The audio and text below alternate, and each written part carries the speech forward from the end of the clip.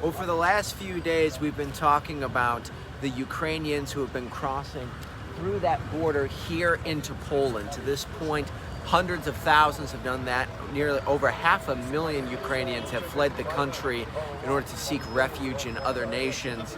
Today, our team is heading the other way across that border to take a closer look at what is happening in Ukraine as this war with Russia rages on. We'll see you on the other side.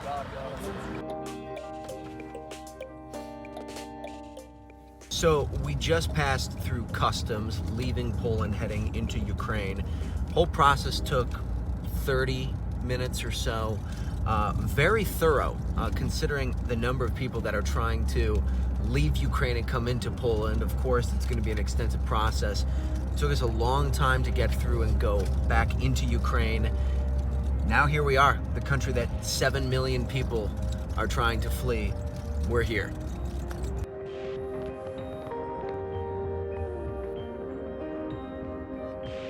Okay, so we just crossed the border from Poland into Ukraine, and we're starting to get a better idea of what some of the refugees we've been speaking with have been talking about.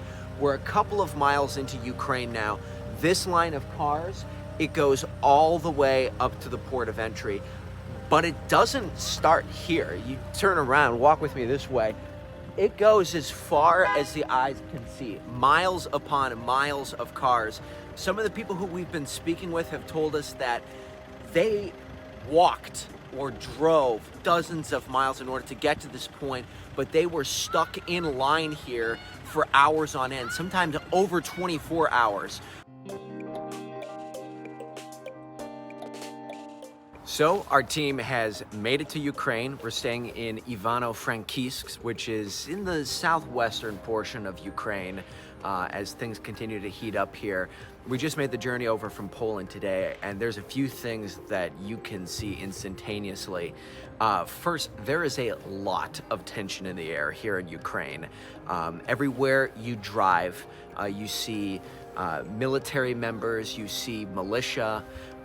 You have to drive through a number of checkpoints where you have a lot of militia members, and you have to show your papers and tell them where you're going. And you can just sense that there is this bit of anxiety here as to what the next couple of days are going to look like. You could see, we even saw a fight break out at one of the border crossings. I mean, there's a lot of people who are trying to get out of the country, a lot of people who are trying to move through the country, but it's not easy to do so. There are a lot of restrictions that are in place.